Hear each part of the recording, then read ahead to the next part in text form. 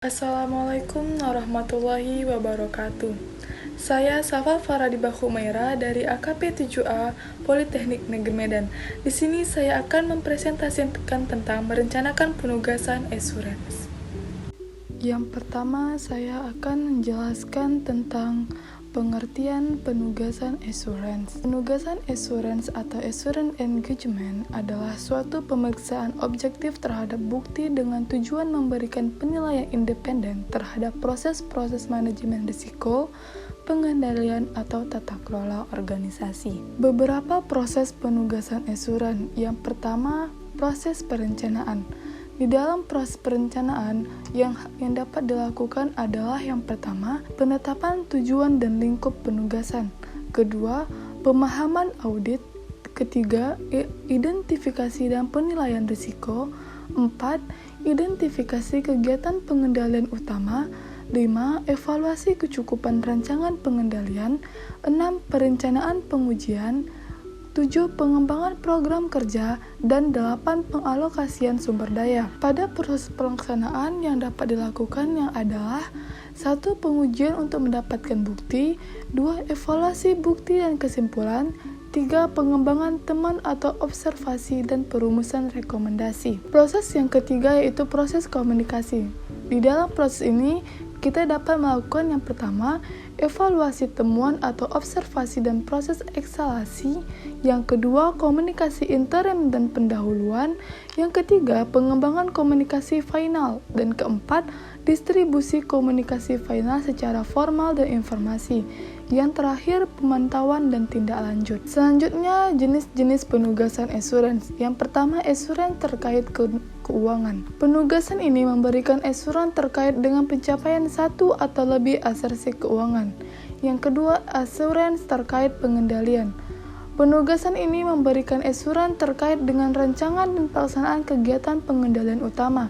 Yang ketiga, assurance terkait teknologi informasi. Penugasan ini memberikan assurance terkait dengan rancangan dan pelaksanaan kegiatan pengendalian umum teknologi informasi. Yang keempat, kepatuhan. Terkait rancangan dan pelaksanaan kegiatan pengendalian prosedur yang ada untuk menjamin kepatuhan terhadap hukum, peraturan, dan kebijakan lainnya.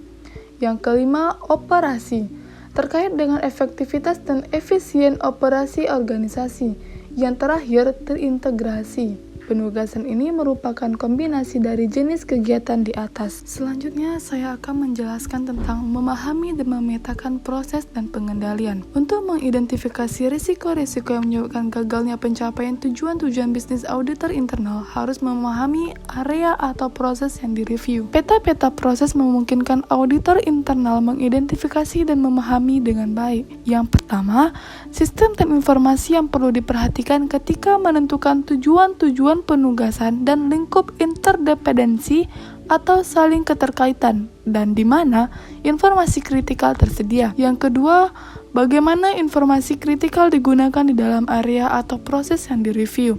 Ketiga, siapa yang berwenang mengakses informasi kritikal. Yang terakhir, titik-titik di kolom rangkaian proses yang tidak ada pengendalian yang efektif. Mewawancarai pemangku kepentingan yang relevan. Mewawancarai pemangku kepentingan yang relevan adalah langkah yang penting yang sangat menentukan dalam membantu auditor memahami dengan baik tujuan, desain, operasi, dan lingkungan pengendalian dari area atau proses yang direview. Auditor internal umumnya mewawancarai pemangku kepentingan yang melakukan langkah-langkah dalam suatu proses seperti manajemen, teknologi informasi, bagian hukum, pejabat kepatuhan pihak ketiga yang dikontrak, dan lain-lain. Mendiskusikan skenario-skenario yang berpotensi mengandung risiko. Auditor internal dapat melakukan brainstorming dengan seseorang atau sekelompok orang. Brainstorming mengenai skenario-skenario risiko fraud sangat bermanfaat karena memberikan berbagai sudut pandang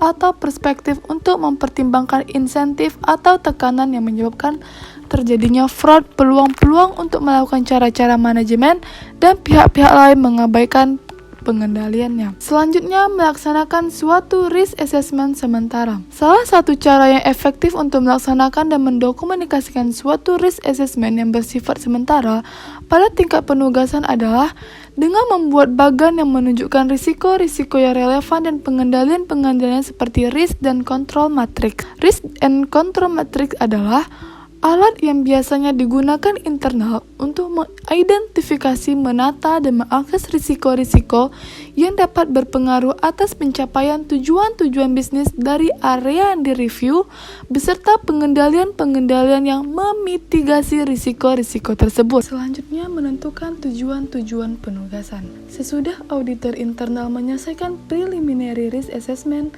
dan mengidentifikasi risiko-risiko signifikan yang akan dievaluasi selama penugasan, auditor dapat merumuskan tujuan-tujuan penugasan. Tujuan-tujuan penugasan menegaskan apa yang ingin dicapai oleh penugasan tersebut. Oleh karena itu, tujuan-tujuan itu harus memuat kegunaan yang jelas, singkat, dan dihubungkan dengan risk assessment. Standar 2210 A1. Menentukan lingkup penugasan. Lingkup penugasan menjadi batas suatu penugasan. Auditor harus berhati-hati menetapkan batas-batas suatu penulisan. Lingkup ini dapat merumuskan unsur-unsur spesifik seperti area atau proses tertentu, lokasi geografi tertentu, dan waktu atau periode tertentu itu. Selanjutnya, lingkup penugasan assurance. Penugasan mungkin menyangkut tuntutan hukum baik yang sudah diketahui namun masih belum selesai, atau tuntutan yang sangat mungkin terjadi dan kasus-kasus pelanggaran atau non-compliance. Berikut ini contoh dari hal-hal yang dapat dimasukkan atau tidak dimasukkan dalam lingkup assurance. Yang pertama, biaya-biaya operasional perjalanan supplies, pegawai, dan lain-lain. Yang kedua, masalah personalia atau para eksekutif perusahaan, manajemen, dan lain-lain. Ketiga, lokasi atau kantor korporasi atau kantor pusat, lokasi operasional atau perwakilan di dalam atau luar negeri, dan lain-lain. Yang keempat, ada kurun waktu, periode berjalan, periode yang lalu, bulan, kuartal, tahun, dan seterusnya. Yang kelima, tingkat materialitas. Jumlah tertentu hanya jumlah di atas batas otorisasi pengeluaran dan seterusnya. Yang keenam, sistem. Hanya sistem yang mengolah biaya atau sistem yang mengolah biaya dan juga SDM semua sistem dan seterusnya. Yang terakhir, mendokumentasikan rencana. Dalam tahap perencanaan penugasan, auditor mendokumentasikan informasi yang diperolehnya dalam kertas kerja penugasan. Informasi ini menjadi bagian dari program penugasan yang diperlukan untuk mencapai tujuan-tujuan penugasan, seperti diisyaratkan oleh Standar 2250 Engagement Work Program. Proses penyusunan tujuan-tujuan penugasan dan lingkup penugasan dapat menghasilkan kertas kerja sebagai berikut. 1. Proses map atau peta proses. 2. Rangkuman wawancara dan sesi brainstorming. Risk assessment sementara berupa risk and control matrix dan heat map. Pertimbangan yang digunakan untuk menentukan risiko-risiko apa yang akan ditelaah dalam penugasan ini. Demikianlah hasil presentasi saya pada kesempatan ini. Mohon maaf apabila ada kesalahan. Wabillahi taufiq wal hidayah. Wassalamualaikum warahmatullahi wabarakatuh.